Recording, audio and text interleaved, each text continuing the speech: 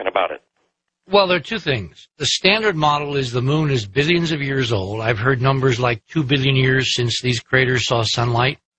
And the question is, if you're hovering, 10, 20 degrees above absolute zero, is the sublimation rate greater than the trapping rate?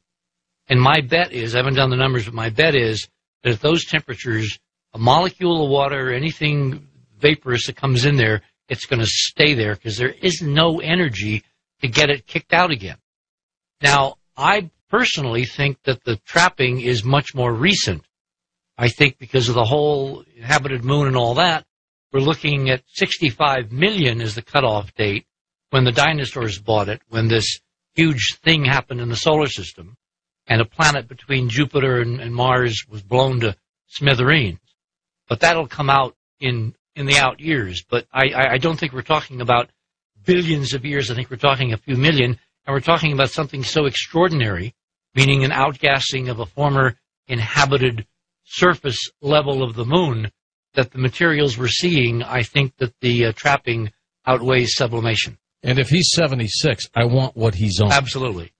Fantastic. Let's go to Atlanta, Georgia, east of the Rockies. David, it's your turn. Hi, David. Hey, George, I'm a skeptic. You've talked to me twice before, and I mainly called to talk to you. I've been wanting to congratulate you on, I think, becoming more skeptical since our last conversation, and I don't know whether I can take any credit for that or not, but I'm proud of you for some of the questions that you've asked recently. But I also had a question for Dr. Falkov. Okay, she's standing by. Go ahead. Well, you mentioned Dr. Dean Adele, who's on the same station you are, George, here in Atlanta, 6:40 a.m., who I think is a very dangerous man because he says all vitamins and mineral and herbal supplements are worthless. Yeah, he's not a fan of supplements at all. And I think that's outrageous. The Journal of the American Medical Association, no less, said in 2002, it said most people should take vitamin supplements.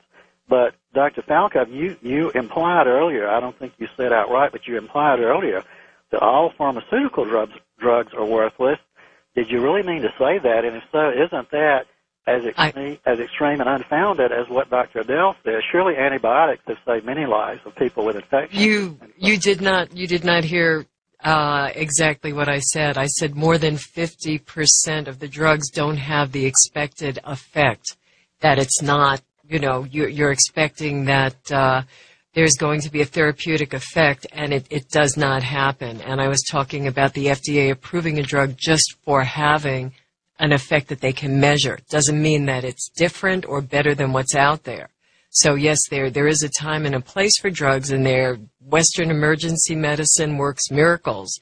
It would work more miracles if we had hyperbaric oxygen chambers for heart attack patients. There are a lot of other things to be integrated, but I don't completely discount all pharmaceutical drugs. It's just there's a time and a place for it.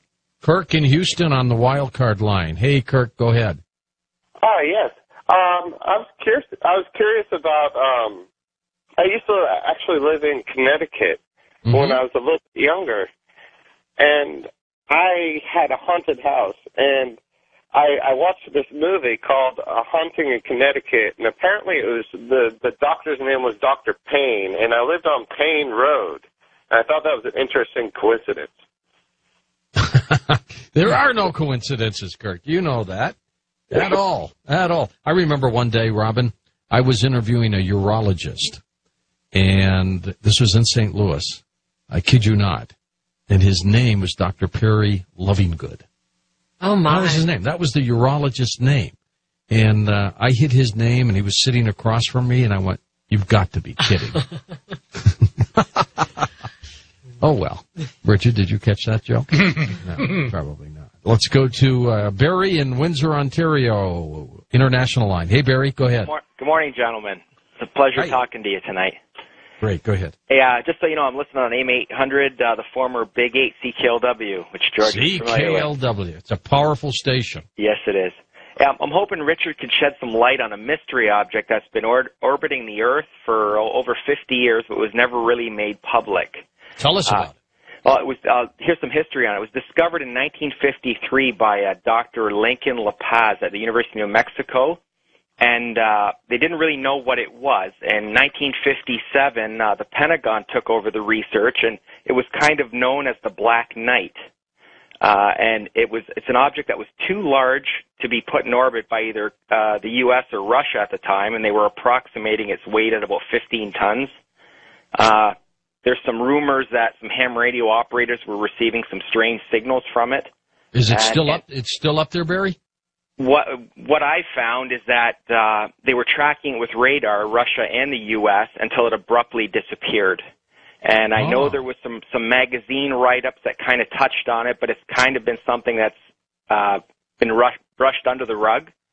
And I'm hoping through Richard's experience, he may have heard something that he could shed some light on it. It's something I've been interested in, and I really can't find anything more about. That's a great topic, Barry. Richard, do you know anything about this? I don't. I know a little bit. I know in the 50s when I was kind of reading stuff, there were some news reports about this, and space was big, and we were launching satellites, and so there was a little blip, and then it all went away. Dr. La Paz, the guy that he talked about, was better known for doing meteorite analysis of a whole bunch of weird green meteors that fell all over the southwest of the United States in that same time frame. And because he was connected with the Institute here in New Mexico, they called him in as an expert. So I'm familiar with his name connected to that. This whatever this object was, I don't know any more than the caller reported, but I do remember the story. You do? I wonder if we can check that. That would be worth it. That's a heck of a story. Yeah. I had heard a long time ago that scientists claim that there was some object, and this guy was, more of a supernatural type.